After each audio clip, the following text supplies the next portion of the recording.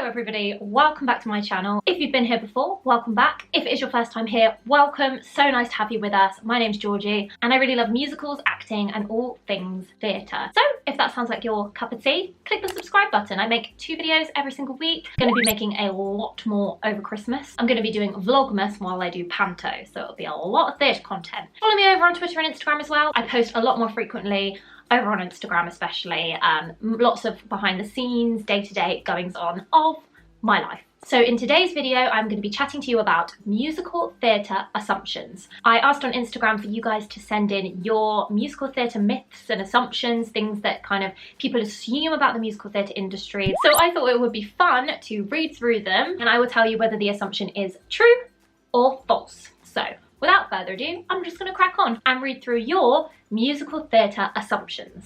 Okay, first assumption. You have to be a good dancer to get into shows. That would be false. You do not have to be a good dancer to be in every single show. Some shows require more dancing than others. For example, to be in a show like Cats, you have to be a really good dancer. That's just the type of show it is. That's just the kind of requirements that particular show has, but not all shows even have dancing in. Some shows have a bit of dancing in. It just really depends, but you do not have to be a good dancer to have a career in musical theatre. I've had this question so many times and I feel like I really wanted an opportunity to like properly address it because I get a lot of questions and concerns from you guys about whether you need to be like an amazing dancer or that you didn't start training when you were really young and you haven't done ballet for years and things like that and you're really worried because you really want a career in musical theatre. And it honestly, I just really want to I think I've said it before, but I just really want to reiterate, it really isn't the be all and end all. You don't have to be an amazing dancer. Like there's so many paths and shows that don't require dance at all. If it's something you want to improve at, definitely go for it, but it's not a necessity. Next assumption, you have to look a certain way to be in musical theatre. Again, false. You do not have to look a certain way. It is a very common assumption that you have to look a certain way to be on the stage, to be in films and things like that. And I think it's something that is sometimes founded in truth. Like I think that people see, movie stars and people like gorgeous people playing these roles and things like that. But I feel like that is just not something that is a concern or that you should concern yourself with, because ultimately it's about the talent you bring to a role, the characterization, it's about everything else, the work you put into things and like being able to embody different characters. I really just don't think that it is as important as people think it is. It's really not. There's all different types of people in theatre, people that all look different to one another, and I think it's so important to be different. I think it's so important to be yourself and be an individual and be proud of the way you look, and I think that it's really not something to worry about because I don't think it's as big a concern as people think it is. Oh, this is a good one. You're all super outgoing people. False. This again is so not true, and it's so interesting because people think that people in theatre and people who do musicals are really outgoing and really confident, and it's just not true. As one example, like the biggest introvert you could ever meet. I probably don't come across that way on my YouTube channel, but when you first meet me, I am very shy and I'm not the most outgoing of people like in social situations and things like that.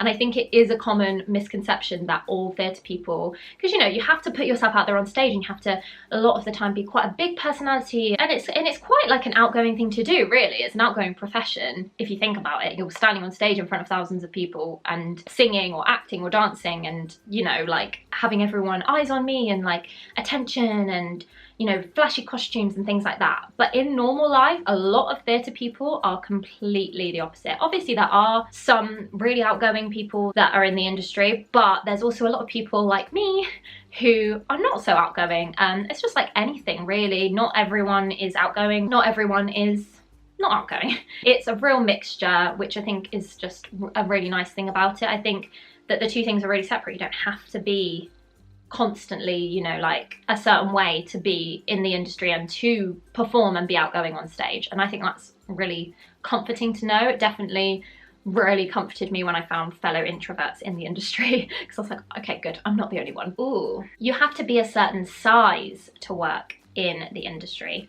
Again, false. These are all false so far. Interesting. No, that is something I really want to make super clear, like, it is not important what size you are, what shape you are. The most important things are that you are healthy and happy in your own body and in your own skin. I think that is just the absolute best thing. This industry has people of all shapes and sizes in it. There are people playing all different kinds of roles all over the industry in all different types of shows that are healthy and happy in their bodies and look amazing, and everyone looks different, which I just think, again, is just the most wonderful thing about theatre. And I think it's so inspiring to see people on stage that are just gorgeous in their own skin and just like loving life and healthy. And I think that's the most important thing.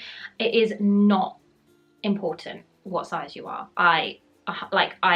Please don't worry about that. That is not something to concern yourself with at all. Oh, this is another one that I hear a lot. You can only succeed in theatre if you start at an early age.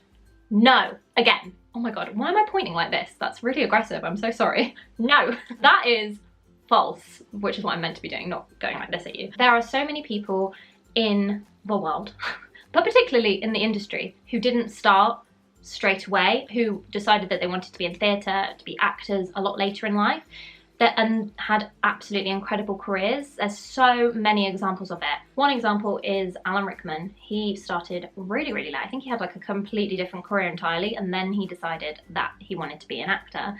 I might not be giving the exact right information, but I think that's true.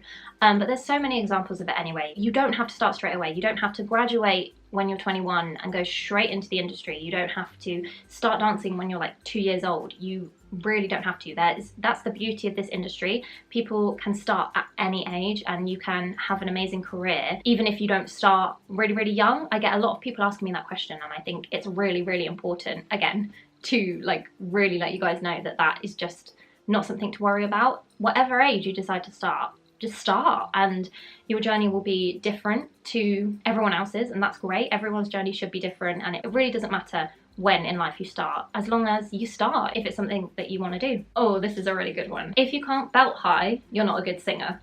Again, false. If you don't know what belting is, which I'm sure most of you do, belting is basically when you sing really loud, really high. But basically, I think a little while ago, belting got a bit of a kind of stigma around it, in that people thought that if they couldn't belt, they couldn't sing, and belting was kind of the only way to show you were a good singer. And I kind of used to think the same. I used to think, I really need to be able to belt, I really need to be able to belt high, that's the only way I can show I'm a good singer. If I can't belt that song, that means I'm a rubbish singer. And it's just not true. And also to say that this isn't me taking anything away from belting, because if you can belt and you enjoy belting, that's amazing. Belting is an amazing style of singing. Like, belt songs are incredibly difficult and it's amazing and it sounds amazing.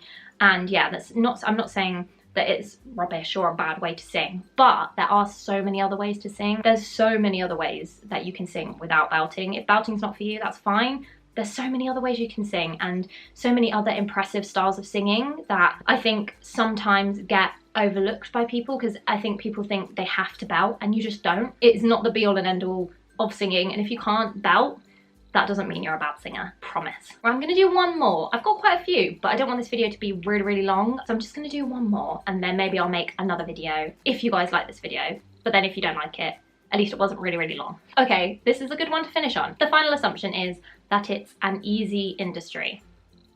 3 guesses which way this is gonna go.